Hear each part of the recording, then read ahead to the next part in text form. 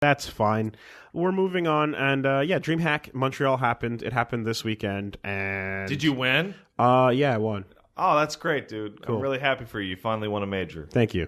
It was a really cool event that, they come around every year. This time around, the fighting game side of it was Smash Brothers 4, Melee, and Street Fighter 5. Mm-hmm. I wish they had other games, because it would help so much with the numbers, and because you have to understand something about the FGC. Wait, only those 3 games? Only those 3 fighting games. And 2 of them are Smash? Yeah, That's pretty limited. yeah, and other DreamHacks have had Injustice. Other DreamHacks have had Tekken and other games. Why so few games this year? I don't know, but it was the same last year as well. It seems like they're kind of really just dedicated to this limited thing, and it's just so odd because, even if there's no major prize pool for the other games, having those numbers means still brings in people that focus on that thing, but go, yeah, sure, I'll enter the other thing. Why not? It's right there, and you sort of warm bodies for the slaughter, and you get this. So it was very weird in how precise and in particular they were with the game choice,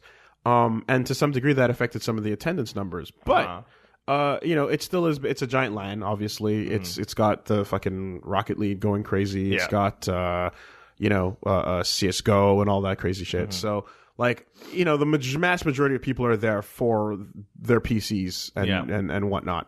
But the Street Fighter section was no slouch because this was a Capcom Premier Tournament event. Ooh. And this was... So with your win, you get a seed point for the thing. Yeah, there you go. Absolutely. I might even be able to design a costume. Ooh. If I do, I'll design Nikali and put a reboot belt on him. Is that allowed? It's already in the game. Really? Kazunoko did it. It's the best. Kazunoko won the fucking Capcom Cup. He made a Nikali costume where he looks like a cool samurai guy, and he put a reboot belt on him.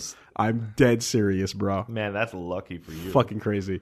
Anyway, the point is that they made a really cool stage, and I don't know if you saw it. I did not. The grand final stage at the DreamHack Montreal was a recreation. Oh, you mean the physical stage? Yeah, I saw that. Of Vega's fucking stage with Vega's cage. Yeah, it looks great. Right, with the fence and everything. They had the barrels, the Bud Light thing behind them and whatnot. They had the lighting going. It was awesome. Me and Paige were looking at our Twitters, and we scroll down.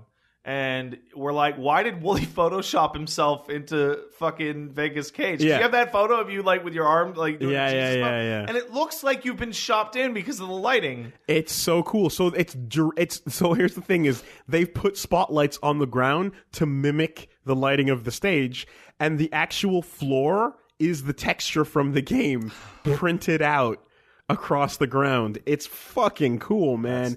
And I feel as if, we've seen lots of other majors with really cool setups. Red Bull, Kumite has the nice, octagon feel and stuff. Mm-hmm. But this fucking thing of, a cosplay wonderland is, we need more of that. It's kind of not kneecapped, but there's a little dent in it when you look closely behind you in that photo is, 2 guys sitting at a TV. Yeah. And it's I was gonna wait to go back when it was empty, but I was like, fuck it. No, not for your photo, but for the whole set. It's this massive, glamorous, cool chandelier hanging above, man.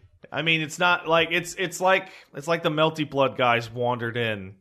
Oh man, those photos of people hanging out in the background, the most ghetto fucking tournament setup. It's in the shower. There's Blaze Blue set up in the bathroom at the anime suite. But wait, that means. Oh God, where's Melty Blood? And they're just in the shower, fucking with the glass door and everything. Ugh. Anyway, no. Can we get a tournament inside a real dumpster? Now that you've asked for it, I guarantee you there's TOs out there working on it. Oh man. Because, you better believe that at this event, there was, anime dudes were hanging out. You look shocked, man. It's crazy. That's just how well lit it was. Yeah. But there's anime dudes hanging out with their laptops, and when the tournament was on its downtime, you better fucking believe some Akatsuki Blitzkampf came out. Hey, look, hey, you guys want to? And I'm standing there, and I was like, hey, I got some Akatsuki Blitzkampf in my bag.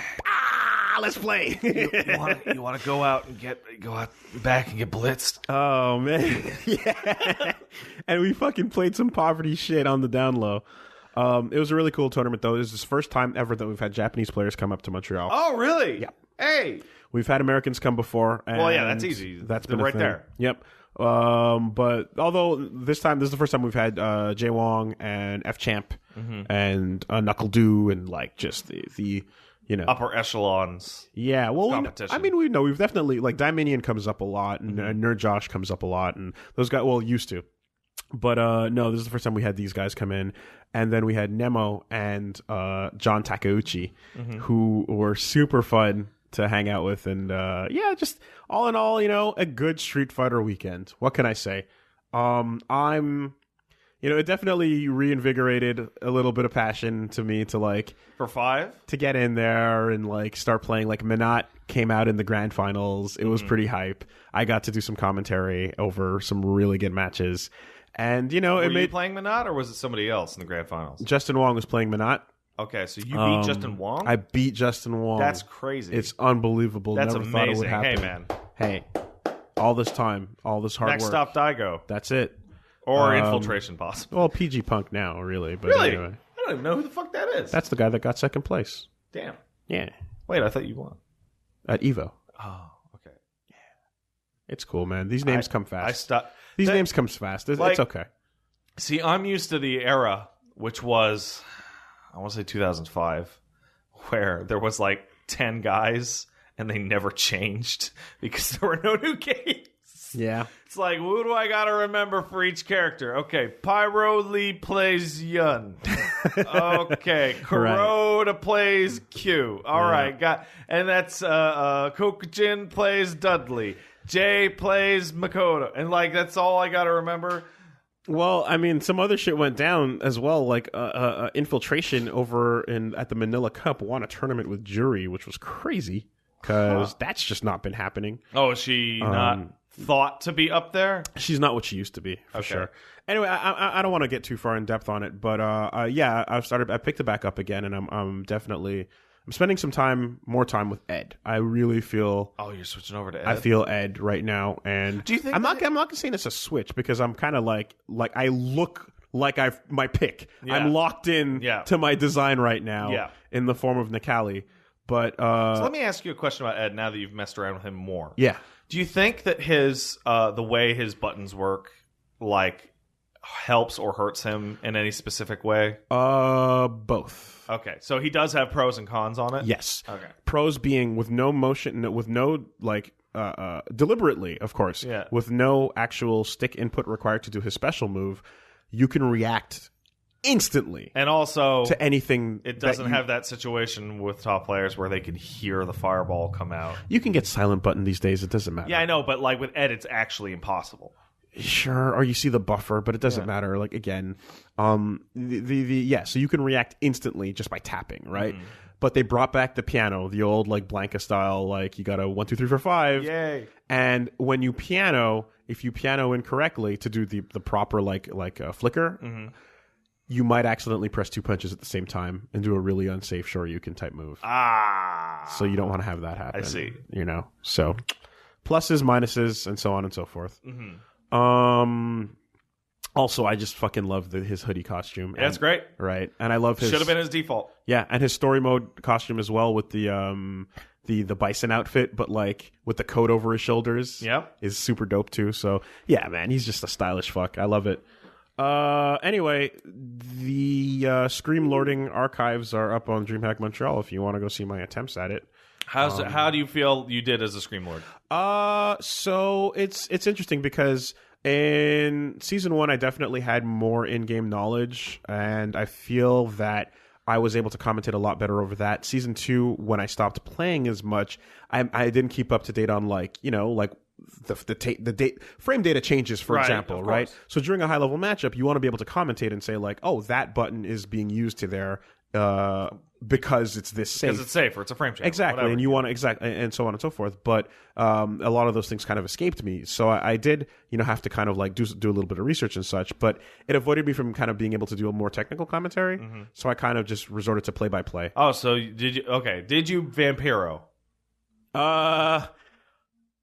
in the sense of like just choking. Hey man, fuck I don't up. know about that. Yeah, I'm trying to enjoy the match. No, I don't think I did that. I don't think I did that. And I was paired up with some pretty good people that we worked well together. Wow, that was a big move. It's because here's the big thing. Because if you're doing play-by-play, you want to be paired up with someone that can then do the informative. You want the hype man, the smart man, and a computer. Yeah, like that's what you need. That's the pairing, So that's kind of what I got, and I really was able to do what I thought was some decent commentary. I'm sure you did a great job. I need more practice at it, of course. Well, you only do it like once in a blue moon, really. Whenever you go to a tournament. Yeah. No, the biggest thing is when the new people tune in and they go why Ski Sonic dye his hair? / who is this alt-colored Hell Pockets? And usually it's a sort of like more like Hell Pockets. Oh, cool, we got a black guy. Yo, we gonna get some Yipes type commentary, and it's like, why does he sound so white? Like that same old stupid tired shit. Mm-hmm. And it's like, it's because this is how I fucking talk. What do you want? What do you want me to tell you? You want me to pretend? Yes. You want me to do a little fucking dance and put? I'm not. That's what people want. I'm not going to do the bit. But the point is that like you start to see that pop up, and you're like, oh, the stream monsters never change. They're never going to change. It is what it is. Who do you think's going to change last? Yeah. Stream monsters for fighting games, or anyone in the MOBA community? No one wins that bet. We're just gonna. I'm out of the that. world ends first. But it's it's just that exhausting. So yeah, black is a state of mind. It's a way of talking. That's what that is. Yeah, as if I'm not fucking exhausted of that shit already. DreamHack was fun. Mm-hmm. Video games are fun. I enjoy video games. And are you sure? Are you sure you don't actually just hate video games? Oh, well, when you put it that way. Yeah, think about it. Think about it. When you put it that way. Think about it. Hey, let me ask you ever have that moment where you're sitting there and you're enjoying your video game, you have your drink in your hand and your feet up and everything, and, quiet, you have all the house to yourself and you drink, everything's great and you're playing the video game and you're like, boy, I'm fucking wasting my life. And it just grips you. No, not. Yeah, me either. No, never. No. Never had that. Never had a doubt.